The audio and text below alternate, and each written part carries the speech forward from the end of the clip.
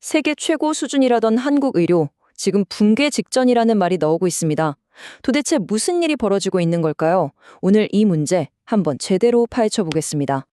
자, 한번 상상해 보세요. 만약 내 가족이 혹은 내가 오토바이 사고로 의식을 잃었어요. 구급차에 실려가는데 가는 병원마다 자리가 없다, 받을 수 없다고 거절당하는 겁니다. 정말 끔찍하죠? 그런데 이게 그냥 상상이 아니라는 겁니다. 지금 서울 한복판에서 매일같이 벌어지고 있는 현실이에요. 생명을 살릴 그 귀한 골든타임이요? 구급대원이 병원 침대 하나 찾아다니면서 전화통 붙들고 애원하는 동안 그냥 사라지고 있는 겁니다. 네, 첫 번째 섹션, 벼랑 끝에 선 시스템입니다. 응급실이 거절을 말할 때 도대체 왜 이런 일이 벌어지는 걸까요? 그 시작은 바로 이겁니다. 의사가 없어서 정말 위급한 환자인데도 주요 병원들조차 받아주지 못하는 거예요. 시스템이 거의 마비 상태에 이르렀다고 봐도 과언이 아니죠.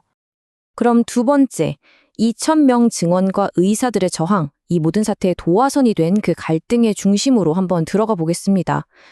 모든 건 정부의 딱 한 가지 발표에서 시작됐어요. 그러니까 정부 입장은 이거예요. 의사가 부족하니까 의대 정원 2,000명 늘리자. 아주 간단하죠. 그런데 의사들은 잠깐만요. 그게 문제가 아닙니다. 라고 하는 거예요.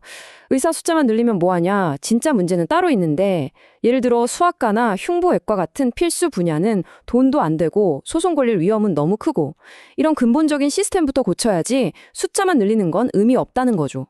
양측 입장에 정말 팽팽하게 맞서고 있는 겁니다.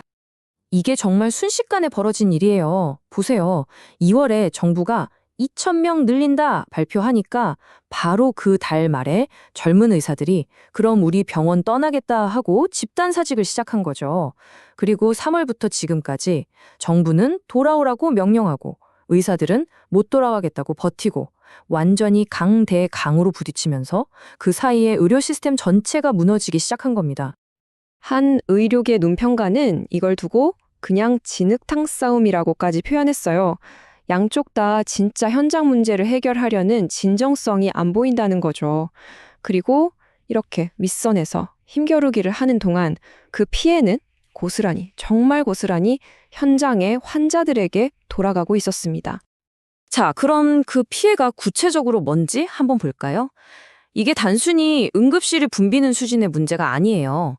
마치 도미노처럼 의료 시스템 전체가 연쇄적으로 무너지는 훨씬 더 심각한 결과를 낳고 있습니다. 그 첫 번째가 바로 의사 절벽이라는 건데요. 말이 좀 무섭죠. 쉽게 말해서 앞으로 병원에서 일할 새로운 의사들의 공급 라인이 뚝 끊겨버렸다는 뜻입니다. 이게 얼마나 심각하냐면요. 당장 올해만 봐도 그래요. 병원에서 수련을 마치고 전문의가 되는 의사 수가 작년에 비해서 무려 80%나 줄어든 겁니다. 80%요. 거의 씨가 말랐다고 봐야죠. 근데 이게 끝이 아니에요. 더 큰 문제는 미래죠.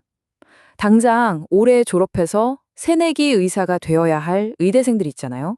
그 학생들의 절반 이상 55%가 지금 학교를 안 나가서 유급됐어요. 이건 뭐 내년, 내후년 의사 수급에 정말 거대한 구멍이 뚫렸다는 얘기입니다. 그러다 보니까 병원을 떠났던 젊은 의사들이 다시 돌아오려고 하질 않아요. 특히 힘들고 위험한 과로는요, 한 전공의는 이런 시스템에서는 전문의 못하겠다고 말해요. 이들은 언제 소송당할지 모르는 불안감을 음주운전하는 기분이라고까지 표현하더라고요. 그러니 차라리 상대적으로 안정적인 피부과 같은 곳으로 빠져나가는 거죠. 이 문제는 특히 지방으로 가면 더 심각해집니다. 이 그래프 좀 보세요. 폐암 수술을 받고 나서 한 달 안에 사망을 함률이 서울은 1이라고 치면요. 강원도나 전라도 지역은 6배나 높습니다. 6배요? 이게 무슨 뜻이겠어요? 내가 어디 사느냐에 따라서 내 생사가 갈릴 수도 있다는 정말 무서운 현실을 보여주는 겁니다.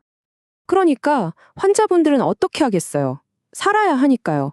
내 생명이 걸렸다면서 몇 시간씩 차를 타고 수십만 원씩 돈을 써가면서 부산에서 광주에서 서울에 있는 큰 병원으로 꾸역꾸역 올라오는 겁니다. 의료 난민이라는 말까지 나오고 있죠. 이게 서울 대형 병원만의 얘기가 절대 아니에요. 진짜 문제는 지방, 특히 농어촌 의료가 뿌리부터 흔들리고 있다는 겁니다. 의사들이 안 오니까 보건소가 텅텅 비고요. 전남 한 곳에서만 의사 없는 보건지소가 126곳이나 된대요. 섬마을을 돌던 병원성 같은 필수 서비스도 미래를 장담할 수 없는 상황인 거죠. 참 안타까운 이야기인데요. 이 사태는 사람들이 어디서 마지막을 맞이하는지까지 바꿔놓고 있습니다. 원래 큰 병원에서 임종 케어를 받아야 할 환자들이 병상이 없으니까 요양병원이나 다른 시설로 밀려나고 있는 거예요. 존엄한 죽음을 맞이할 권리마저 위협받고 있는 셈이죠. 정말 아이러니한 건요. 환자가 없어서 난리가 났는데 정작 그 병원들도 망해가고 있다는 겁니다. 수술이 줄고 환자가 줄어드니까 돈을 못 버는 거죠. 보세요. 우리나라 최고 병원이라는 서울대병원이 작년에 적자만 1,000억 원이 넘었대요. 환자를 살려야 할 병원이 지금 자기 생존부터 걱정해야 하는 정말 기가 막힌 상황인 겁니다. 자, 이제 마지막 섹션입니다. 붕괴를 향한 카운트다운, 멈춰버린 미래.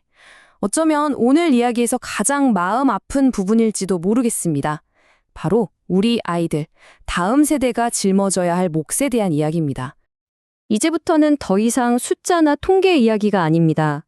선천성 질환을 갖고 태어난 한 아이가 있었어요. 의사가 이제 수술을 받아야 할 때가 됐다고 말했습니다. 그래서 부모님이 수술 날짜를 잡으러 갔겠죠. 그런데 병원에서 뭐라고 했는지 아세요? 가장 빠른 날짜가 2026년 5월입니다. 앞에 대기자만 50명이에요. 2년집니다. 2년이요? 왜냐고요? 그 수술을 해줄 의사가 지금 병원에 없기 때문입니다. 결국 대한민국 의료는 지금 정말 심각한 기로에 서 있습니다. 시스템은 속이 텅 비어가고 있고 그 안에서 환자도 의사도 모두가 길을 잃었어요. 그래서 이제 우리가 던져야 할 질문은 이걸 어떻게 고치지가 아니라 어쩌면 이 카운트다운이 끝났을 때 과연 우리에게 고칠 무언가가 남아있기는 한 걸까? 라는 것일지도 모르겠습니다.